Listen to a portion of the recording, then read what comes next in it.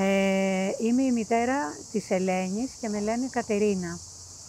Ευχαριστώ πρώτα το Πράξεις Αγάπη που με βοηθάει να ανταπεξέλθω στις υποχρεώσεις του παιδιού μου. Όλο τον άλλο κόσμο που μας βοηθάει μέχρι στιγμής να τα βγάλουμε πέρα. Η Ελένη είναι μια κυρία η οποία αυτή τη στιγμή είναι 52 χρονών. Τέλος του 19, από ένα ατύχημα που έπαθε και έπεσε, χτύπησε στον Αφιένα, χειρουργήθηκε, ένα πολύ βαρύ χειρουργείο.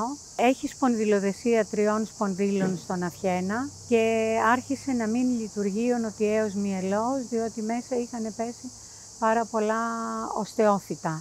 Κάναμε να το διαγνώσουμε 9 μήνες, γιατί οι γιατροί πίστευαν ότι ήταν κάτι άλλο. Τελικά ήταν η ζημιά στον Αφιένα που είχε γίνει με το πέσιμο.